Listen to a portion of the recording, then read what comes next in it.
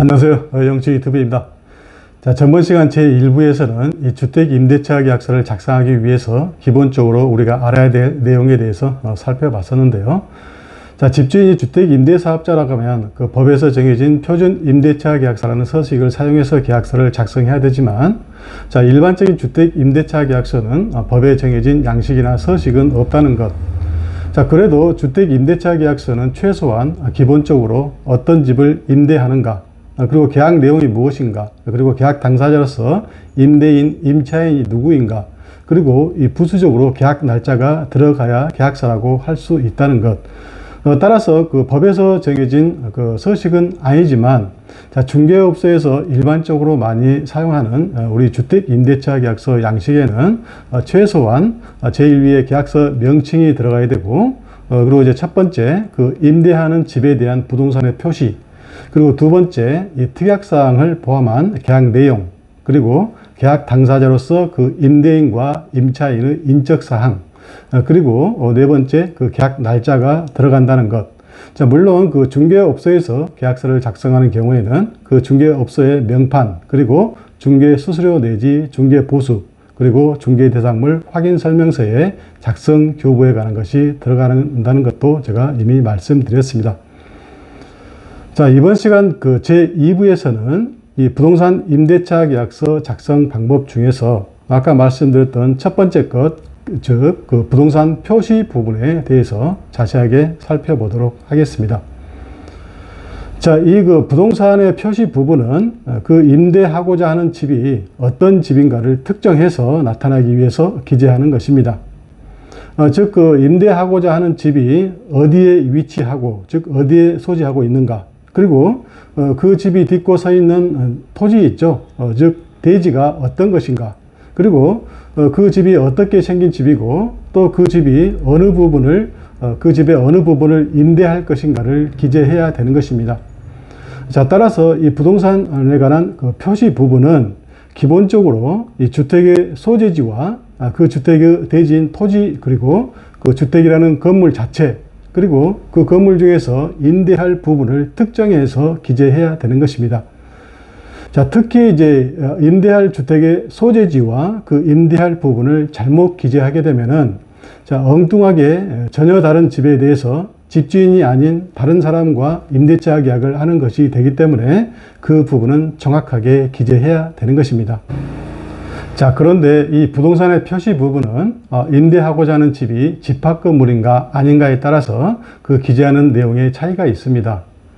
아시다시피 그 아파트, 빌라, 연립, 도시형 생활주택, 그리고 오피스텔, 구분상가 등은 그 집합 건물에 속하고, 자, 그 외에 단독주택이라든가 다가구주택, 그 다음에 다중주택, 고시원, 일반 상가 등은 집합 건물이 아닌 것인데요. 자, 집합 건물인지 여부를 알아보는 가장 간단한 방법은 어차피 그 계약서를 작성할 때 그 등기부 등본, 즉 등기사항 전부 증명서를 발급 내지 열람해 보게 되죠. 그렇기 때문에 그 건물에 대한 등기사항 전부 증명서를 보면은 그 제1 위에 등기사항 전부 증명서라는 제목 밑에, 바로 밑에 집합 건물이라고 그 명칭이 나오면 집합 건물이고, 그냥 건물이라고 나오면은 집합 건물이 아닌 일반 단독주택 등 그런 건물인 것입니다. 자, 그리고 그 아파트 등 집합 건물은 그 건물 한 개 동 전체를 한 개의 부동산으로 보는 것은 절대 아니고요. 예를 든다면은 제203호라든가 제306호 등 각 호실별로 구분된 구분 건물을 각각 한 개의 독립된 부동산 내지 한 개의 건물로 보는 것이고요. 자, 그 여러 개의 독립된 구분 건물이 집합된 전체의 한 개 동의 건물을 집합 건물이라고 하는 것이죠. 자, 따라서 이 각 구분 건물별로 각각 호실 번호 내지 호실 명칭을 붙여야 되는 것이고, 자, 집주인도 각 호실별로 각각 따로 있고, 그리고 각 호실별로 한 세대만 살 수 있는 것이고요.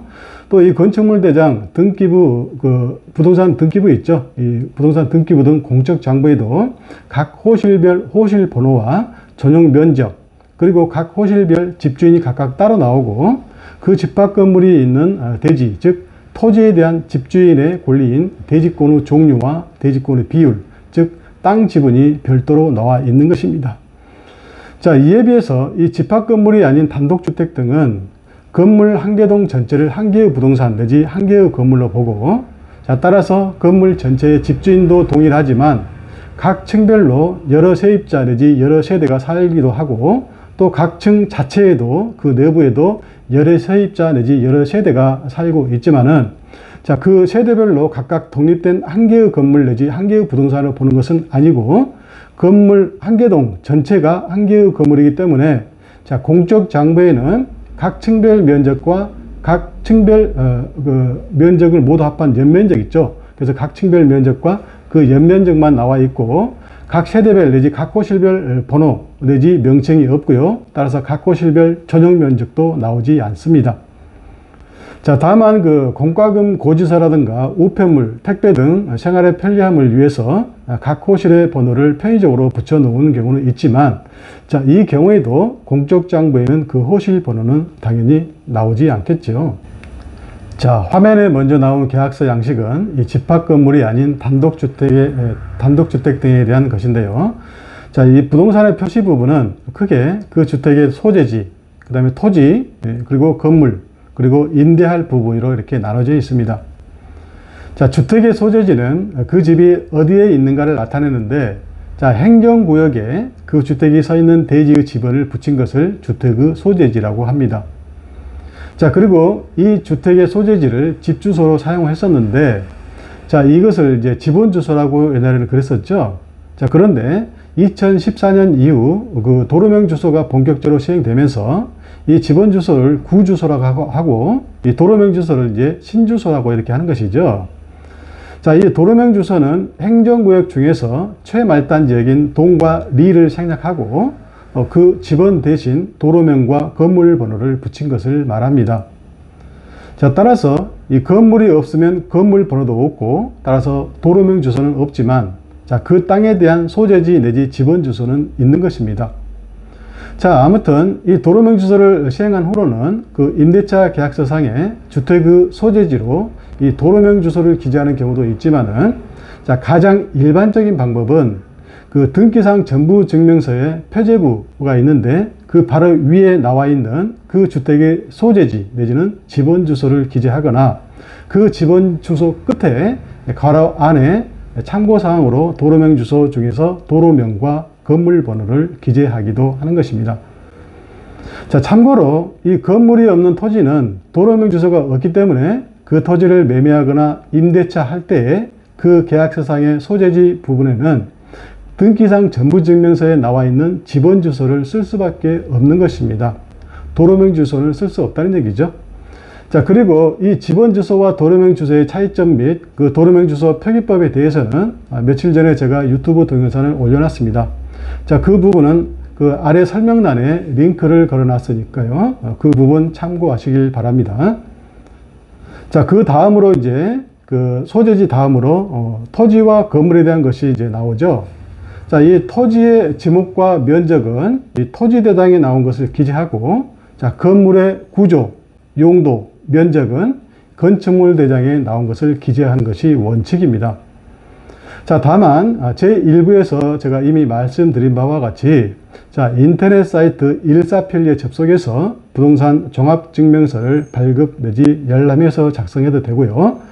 자, 서울 부동산 정보광장이라든가 경기도 부동산 포털이라든가 각 지자체별로 운영하는 부동산 정보 사이트가 있다고 했죠.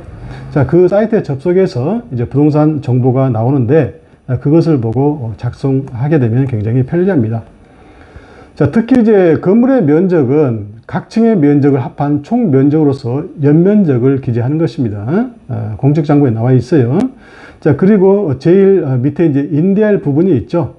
자, 집합 건물이 아닌 단독주택 등은 그 건물 한 개 동 전체가 한 개의 부동산이기 때문에, 자, 주택 전체를 임대할 때에는 당해 주택 전부라고 기재하고요. 또 그 건물 여러 층 중에서 어느 특정 층을 임대하거나, 자, 그 특정 층에 또 그 일부를 임대하는 경우에는, 자, 제 몇 층, 방 몇 개 이렇게 특정해서 기재하는 것입니다. 자, 그리고 이제 끝에 면적을 기재해야 되는데, 그 면적은 이 주택 전부를 임대할 때는 주택 그 전부에 대한 연면적 있죠. 공적장부에 나와 있는 건물 전체의 연면적을 기재하고, 자, 특정 층을 임대할 때는 그 해당 층의 면적, 이것도 공적장부에 나와 있죠. 그래서 그 층의 면적을 기재하면 됩니다. 자, 다만 그 특정 층의 전부가 아닌 그 특정 층의 일부만 임대할 때에는, 자, 공적장부에 그 면적이 나오지 않습니다. 따라서 그냥 어림수로 추정한 면적을 기재하면 되는 것입니다. 자, 집합건물과 달리 임대할 부분에 호실 번호를 기재할 필요는 없지만은, 자, 편의적으로 이제 현관문에 그 호실 번호 내지 명칭이 있는 경우가 있죠. 즉, 문패가 있는 경우가 있잖아요. 그렇죠? 그래서 참고사항으로 호실 번호를 기재해도 되는 것입니다.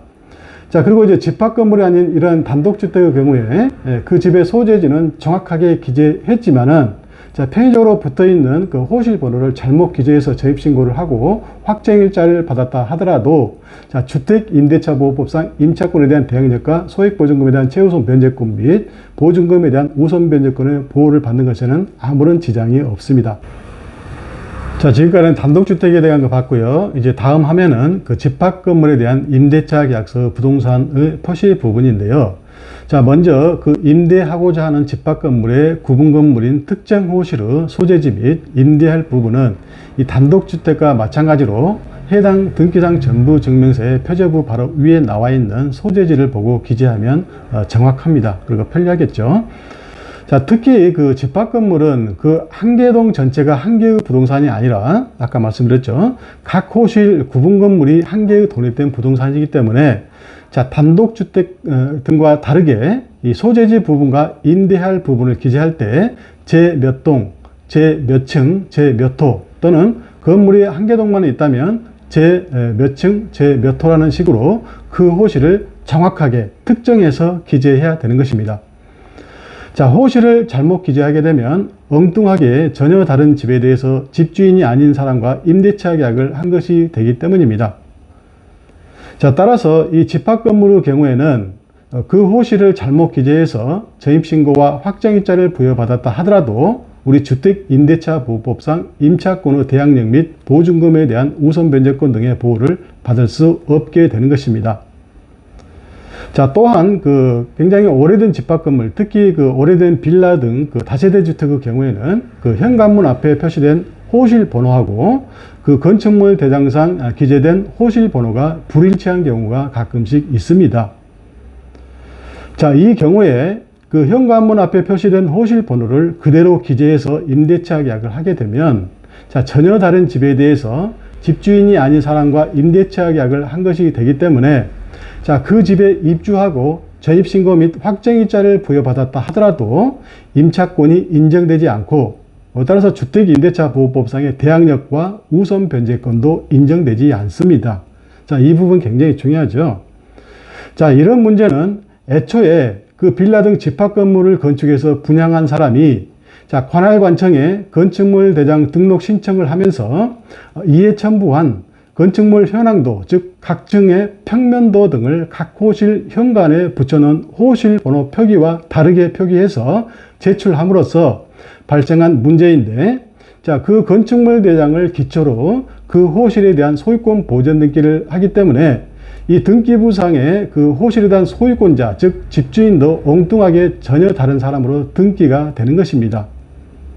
자, 그리고 이런 상태에서 그 여러 해가 이제 지나겠죠. 이제 세월이 흐르고 그것을 이제 계속 모르고서 그 현관문에 표시된 호실 번호대로 거래되다가 뒤늦게 그 경매 절차 등에서 그 잘못된 점이 밝혀지면서, 자, 그로 인한 손해와 위험은 그 매수인이나 임차인이 감수해야 되는 그런 상황이 벌어지는 것입니다. 특히 그 임차인 같은 경우는 이제 보증금도 다 달리게 되는 그런 불행한 일이 발생하는 것이죠. 즉, 임차인은 그 전혀 다른 집에 대해서 집주인이 아닌 사람과 임대차 계약을 한 것이고, 또 현재 살고 있는 집에 대한 임차인이 아니기 때문에, 자, 그 경매 절차에서 보증금을 한 푼도 받지 못하게 되는 극한 상황에 몰리게 되는 것입니다. 자, 그러나 그 임대차 계약을 할 당시 그 현관에 붙어 있는 호실번호 표기가 잘못되어 있다는 것을 알기는 그리 쉬운 것이 아닙니다. 자, 그 집주인도 모르는데 그 개업 공인중개사나 세입자가 알기는 더더욱 어려운 것이죠. 자, 따라서 그 오래된 빌라 등에 대해서 매매 계약뿐만 아니라 임대차 계약을 할 때에는 자, 조금이라도 의심스러울 때에는 그 집주인에게 건축물 대장에 첨부된 건축물 현황도, 즉 층별 현황도를 발급받아 오라고 해서 그 현관문에 표기된 호실 번호와 그 건축물 현황도에 표시된 호실 번호가 일치하는지 여부를 확인해 보는 수밖에 없습니다.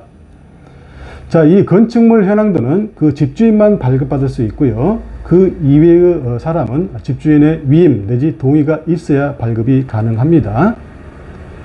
자, 이 호실 불일치 문제에 대해서는 다음 기회가 있다면 따로 동영상을 만들어서 자세히 설명해 보도록 하겠습니다. 자, 한편 그 소재지 밑에 토지에 관한 부분이 나오죠. 특히 그 임대하고자 하는 구분 건물인 특정 호실의 집주인이 집합 건물이 딛고 서 있는 토지인 대지에 대해서 가지고 있는 권리를 대지권이라고 그런 것이죠. 자, 그런데 그 대지권의 종류와 대지권 비율, 그리고 그 대지권 비율에 따른 그 토지 면적은 이 등기사항 전부 증명서나 건축물 대장 또는 부동산 종합증명서나 각 지자체에서 운영하는 그 사이트, 아까 말씀드렸죠. 거기에 이제 나와 있기 때문에 그것을 보고 기재하면 되는 것입니다. 참고로 그 어떤 계약서 양식에는 이 대지권 종류를 기재하는 난이 없는 경우도 있습니다. 자, 그렇지만 그 대지권의 종류가 소유권 대지권이 아니거나 그 대지권 등기 자체가 안 되어 있는 경우에는 이 구분 건물인 호실 주인이 현재 그 땅에 대한 소유권은 없는 상태이기 때문에 그 임대차 계약 자체를 할 것인지 말 것인지를 신중하게 결정해야 될 것입니다. 자, 이것과 관련해서 이 대지 사용권 내지 대지권의 사후취득이라는 문제가 있는데, 자, 이 부분에 대한 설명은 생략하도록 하겠습니다. 좀 복잡하기 때문에 그래요. 자, 그리고 그 임대할 부분은 이미 말씀드린 바와 같이 제 몇 동, 제 몇 층, 제 몇 호를 정확하게 기재하고 그 임대할 부분의 면적은 등기사항 전부 증명서나 건축물 대장 등에 나와 있는 전용 면적 아시죠? 전용 면적을 기재하면 되는 것입니다. 자, 이상으로 마치고요. 다음 시간 제3부에서는 이제 계속 이어서 이 주택 임대차 계약서 작성 방법 중에서 이제 특약사항을 포함한 계약 내용에 대해서 살펴보기로 하겠습니다. 자, 다음 시간에 또 뵙겠습니다. 감사합니다.